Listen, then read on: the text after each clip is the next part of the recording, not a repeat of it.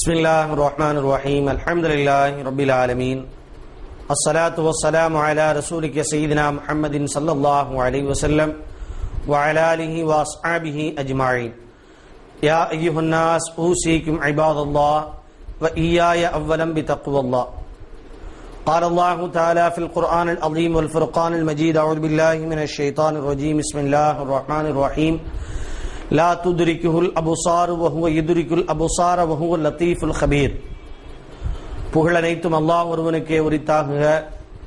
அல்லாஹ்வின் அருளும் கருணையும் சலாத்தும் சலாமும் சர்க்குருநாதர் சர்வலோக தூதர் கண்மணி நாயகம் ஸல்லல்லாஹு அலைஹி வஸல்லம் அவர்கள் முதல் நம் யாவர்கள் மீதும் என்றென்றும் உண்டாவதாக என்ற இனிய துஆவோடு இஸ்லாத்தினுடைய காணிக்கையாகிய சலாத்தினை கூறி துவங்குகிறேன். அஸ்ஸலாமு அலைக்கும் வரஹ்மத்துல்லாஹி தஆலா வ பரகாத்துஹு. அப்ப இரண்டாம் அவர் துஆ செய்கிறார்.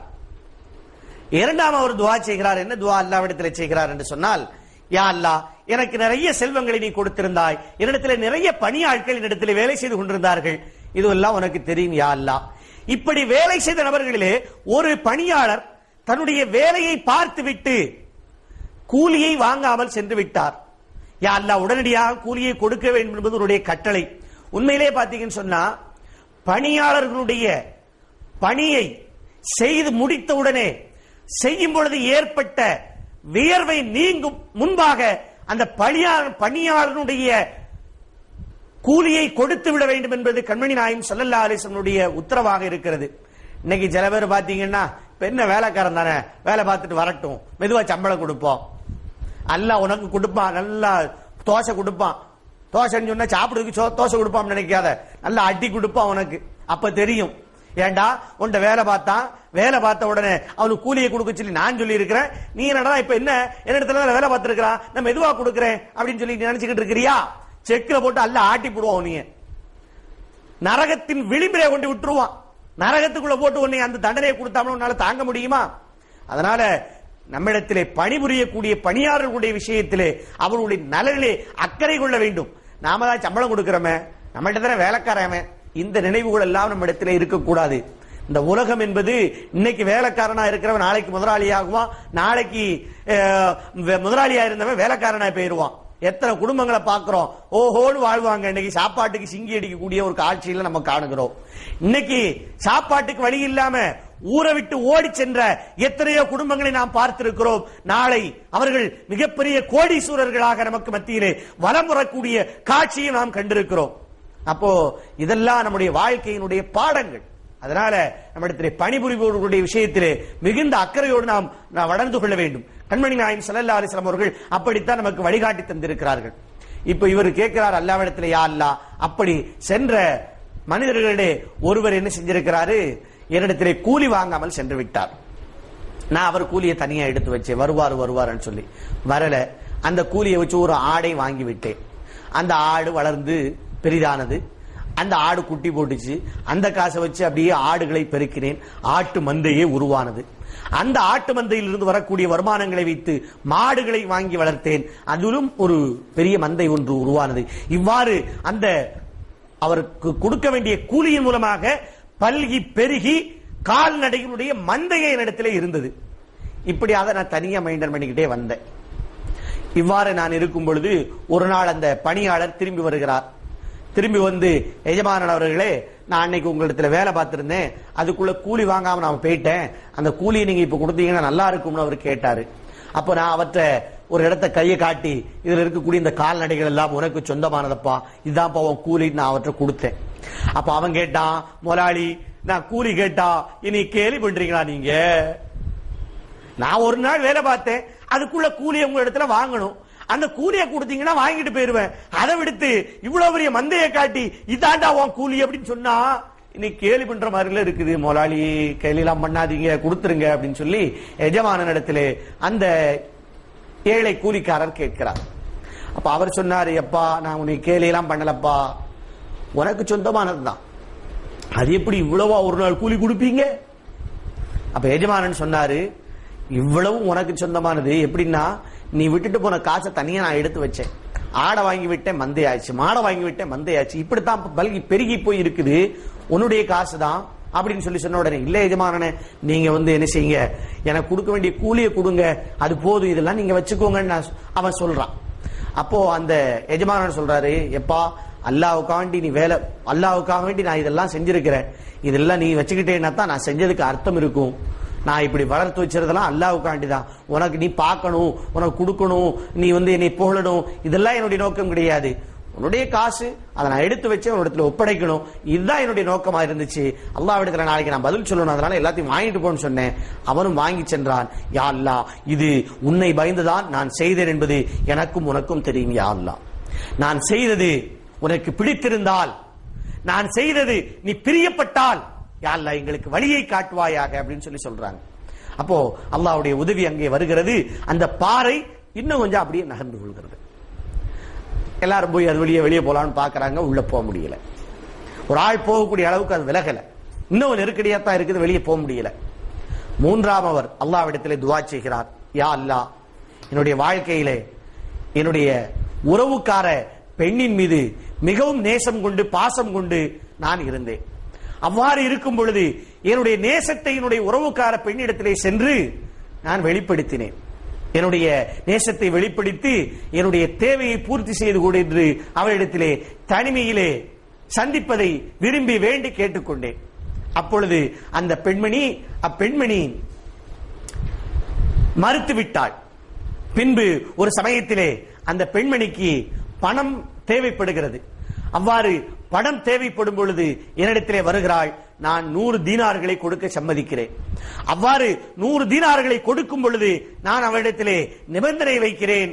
ஏற்கனவே வேண்டும் என்று நான் உன்னை கேட்டிருக்கிறேன், உன் மீது அதிகமான நேசம் வைத்திருக்கிறேன், அதனால் எனக்கு தனிமையில் சந்திக்கக்கூடிய சந்தர்ப்பத்தை நீ ஏற்படுத்தி தர வேண்டும் என்று நான் நிபந்தனை வைத்து அந்த 100 தீனாரை கொடுக்க கேட்கிறேன்.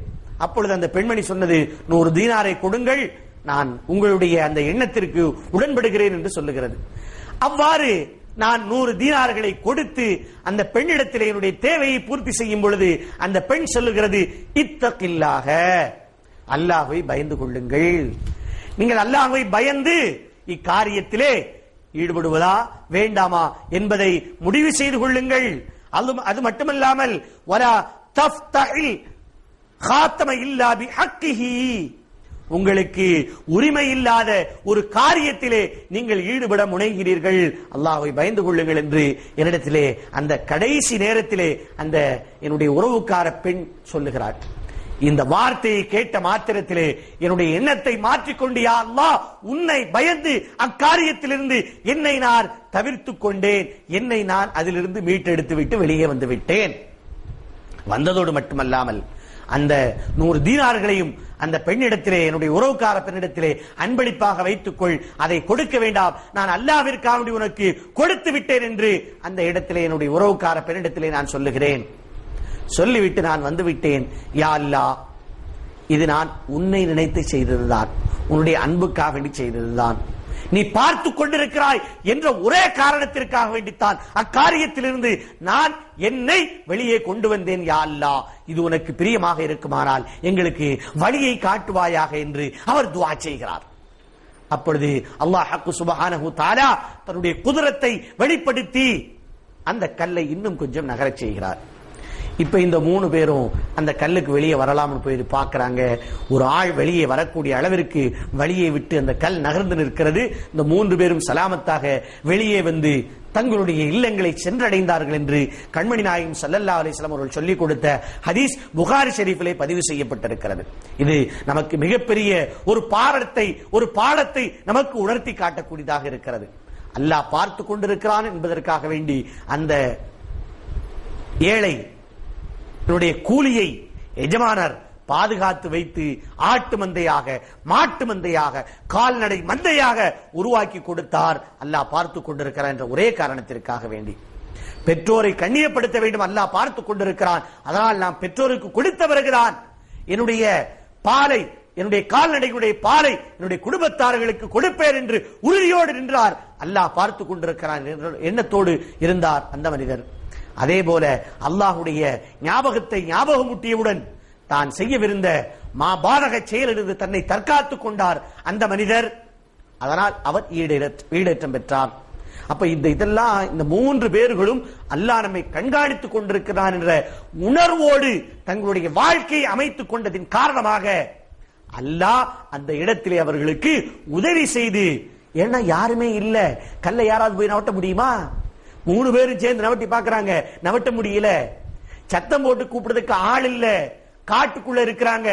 இந்த சமயத்துல வேற யார்தான் உதவி செய்ய முடியும்? அல்லாஹ் தான் உதவி செய்ய முடியும். அந்த அல்லாஹ்வுடைய உதவியை பெற்று தந்தது அவருடைய வாழ்க்கையிலே அல்லாஹ் பார்த்து கொண்டிருக்கிறான். குர்ஆன் சொல்லுகிறது இல்லையா, ஓஹு யுத்ரிகுல் அபுசார, அல்லாஹ் உங்களை உற்று நோக்கி கொண்டிருக்கிறான், உங்களுடைய பார்வைகளை பார்த்து கொண்டிருக்கிறான் என்று சொல்கிறான் அல்லவா. இந்த வாழ்க்கை அவர்கள் வாழ்ந்ததின் காரணமாகத்தான் இப்படிப்பட்ட நல்ல வாய்ப்பை, கஷ்டத்திலிருந்து வெளிவரக்கூடிய தௌஃபீக்கை அவர்கள் பெற்றார்கள். எனவே நாமும் என்ன செய்யணும்? நம்முடைய வாழ்க்கையிலே அல்லாஹ் பார்த்து கொண்டிருக்கின்றான் என்ற உணர்வோடு நாம் வாழ வேண்டும்.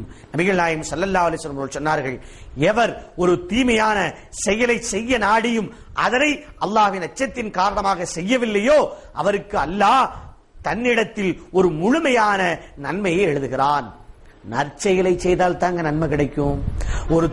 ஆனா அங்க தீய செயலை வேண்டாம்னு சொல்லி விட்டா பாருங்க, அதற்கும் அல்லாஹ் நன்மையை கொடுக்கிறான். காரணம், ஒரு தீய செயலை செய்வதற்கு சக்தி பெற்றிருந்தும் இறையச்சத்தின் காரணமாக அதை செய்யாவிட்டாலும் நன்மை கிடைக்கிறது.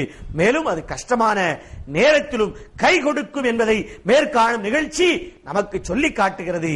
மனித தீய செயலிலே ஈடுபடும் பொழுது நமக்கு அறிமுகமானவர்கள் பார்த்துவிடக் கூடாது என்பதிலே தனி கவனம் செலுத்துவான். அந்நேரத்தில் இறைவன் அல்லாஹ் நம்மை பார்க்கிறான். நாம் குற்றமிழைத்தால் நாளை மறுமையிலே அல்லாஹ்விற்கு முன்பதாக குற்றவாளியாக கொண்டு வரப்பட்டு கேவலப்படுத்தப்படுவோம் என்ற எண்ணம் ஒருவனுடைய உள்ளத்திலே எழுந்துவிட்டால் அவன் ஓரளவாவது பாவங்களை விட்டும் விலகியவனாக இருப்பான் என்பதிலே ஐயமில்லை. எனவே அல்லாஹ் பார்த்து கொண்டிருக்கிறான் என்ற உணர்வோடு நம்முடைய வாழ்க்கையை அமைத்துக் கொள்ள வேண்டும். அல்லாஹ் அப்படிப்பட்ட நல்ல வாய்ப்பை நமக்கு தருவானாக.